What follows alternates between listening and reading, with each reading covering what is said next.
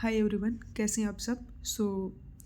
This is day 53 of UPSC CSC mains PYQ series and day 22 of ethics mains PYQs. आज का हमारा topic है politics versus ethics और इस topic से अभी तक 2 क्वेश्चंस पूछे गए हैं 2013 और 2018 में। तो हम स्टार्ट करते हैं हमारा आज का डिस्कशन। पहला क्वेश्चन है जो कि 2013 में पूछा गया था कि it is often said that politics and ethics do not go together, what is your opinion in this regard, justify your answer with illustration. तो क्वेश्चन बात कर रहा है कि जनरली ऐसा बोला जाता है कि पॉलिटिक्स और एथिक्स साथ साथ नहीं चल सकते हैं। आपका क्या ओपिनियन है इस मामले में, और आप अपने आंसर को इलस्ट्रेशन के साथ जस्टिफाई करें।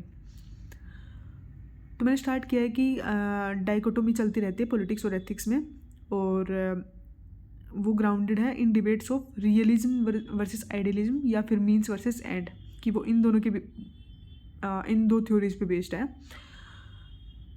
वैसे तो पॉलिटिक्स लार्जली डील करती है रियलिज्म के साथ, बट ये कंप्लीटली ट्रू नहीं बोल सकते कि एथिक्स और पॉलिटिक्स साथ साथ नहीं चल सकते। दोनों साथ साथ चल सकते हैं if there is a will. पहले हम नेगेटिव वाला जो साइड है वो डिस्कस करेंगे कि पॉलिटिक्स और एथिक्स साथ साथ नहीं चल सकते। तो अकॉर्डिंग टू मैकियावेली, हिटलर ने भी शो किया है कि पॉलिटिक्स में एथिक्स का कोई स्पेस नहीं है, और मैकियावेली के अकॉर्डिंग जो एंड्स हैं वो जस्टिफाई करते हैं मीन्स, कि हमारे जो एंड रिजल्ट है वो ही हमारे मीन्स को जस्टिफाई करेगा। और एक स्टेबल गवर्नमेंट के लिए पॉलिटिक्स को एथिक्स से सेपरेट करने की ज़रूरत है। फिर यहाँ पे मैंने एग्जांपल लिखा है वाटरगेट स्कैंडल का, जो कि यूएस में हुआ था 1970s में, और इस करप्शन ने रिवील किया था इस स्कैंडल ने रिवील किया था करप्शन और unethical behaviour among political officials. तो ये एग्जांपल ये दिखाता है कि पॉलिटिक्स और एथिक्स साथ साथ नहीं चल सकते। फिर हम अब ये दिखाते हैं कि पॉलिटिक्स और एथिक्स साथ साथ चल सकते हैं। तो यहाँ पे महात्मा गांधी जी का जो पॉइंट ऑफ व्यू है उसके थ्रू हम डिस्कस करेंगे कि महात्मा गांधी के अकॉर्डिंग पॉलिटिक्स और एथिक्स साथ साथ चल सकते हैं। उन्होंने प्रिस्क्राइब किया है कि जो पॉलिटिक्स विदाउट प्रिंसिपल है वो वन ऑफ द 7 सिंस है। गांधी जी ने 7 सिंस दिए थे, तो उनमें से एक सिन ये भी था कि पॉलिटिक्स विदाउट प्रिंसिपल। और उनका ये मानना है कि जो ट्रुथ है उसकी वजह से वो पॉलिटिक्स वाले फील्ड में आए हैं, और ये जो उनकी स्टेटमेंट है ये फर्दर एस्टेब्लिश करती है link between ethics and politics. Similarly मैंने यहाँ पे डॉक्टर कलाम का भी एग्जांपल लिया है कि उनका जो पॉलिटिकल कैरियर है वो हमें एक लेसन सिखाता है कि आप एथिक्स को कैसे आप अपनी पॉलिटिकल लाइफ में अप्लाई कर सकते हो। और फिर मैंने कंक्लूड किया है कि हाँ, ये सच है कि अभी भी कुछ एवल्स हैं जैसे पॉलिटिक्स के अंदर, जैसे कि क्रिमिनलाइजेशन हो गया, करप्शन एक्सेस हो गए, या फिर फोकस ऑन एंड्स हो गया, या फिर विनेबिलिटी इन इलेक्शंस रेदर देन मीन्स। ये कुछ एग्जांपल्स हैं कि यहाँ पे जो ये शो करते हैं कि 2 साइड है कॉइन की, मीन्स एथिक्स और पॉलिटिक्स साथ साथ नहीं चल सकते हैं। बट पॉलिटिक्स और एथिक्स कभी कभार ओर पे होते हैं, बट वो दोनों ही ज़रूरी हैं for the functioning of A just society. इसके साथ मैंने कंक्लूड किया है कि depending on the situation politics और एथिक्स साथ साथ भी चल सकते हैं। सेकंड क्वेश्चन जो कि 2018 में पूछा गया था, क्वेश्चन है कि young people with ethical conduct are not willing to come forward to join active politics, suggest steps to motivate them to come forward. तो क्वेश्चन बात कर रहे हैं कि जो इंडिया के अंदर जो यूथ है विद एथिकल कंडक्ट वो आगे नहीं आ रहे हैं एक्टिव पॉलिटिक्स ज्वाइन करने के लिए।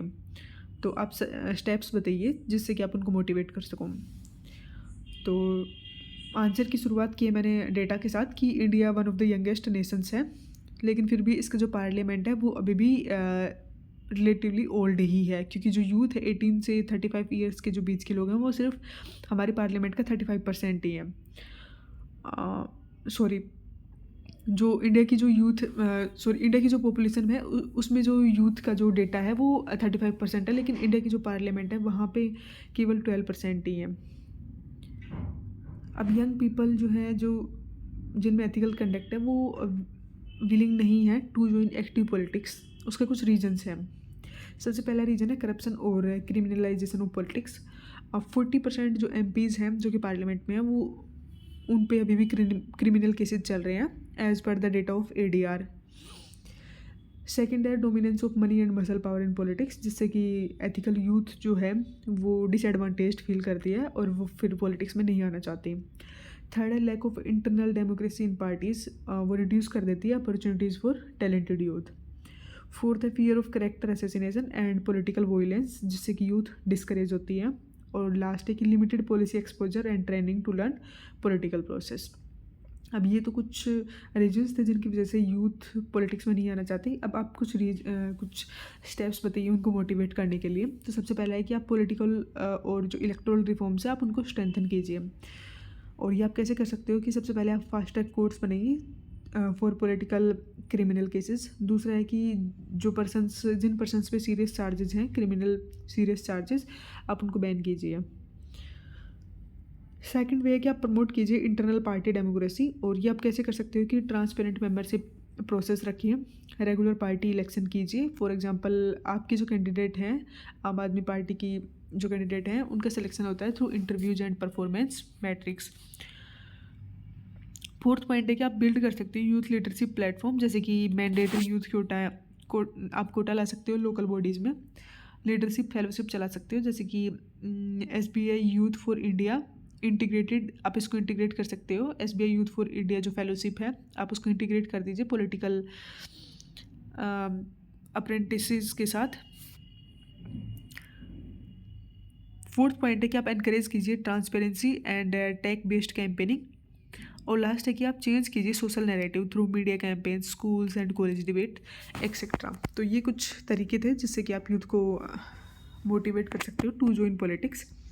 और फिर मैंने कंक्लूड किया है कि अगर इंडिया की डेमोक्रेसी को रिफ्लेक्ट करना है अपना डेमोग्राफिक स्ट्रेंथ, तो पॉलिटिक्स को एथिकल, ट्रांसपेरेंट और एक्सेसिबल होना ही पड़ेगा। तो इसके साथ हमारा आज का डिस्कशन यहीं पे एंड होता है। आई होप कि ये सेशन आपको पसंद आया होगा।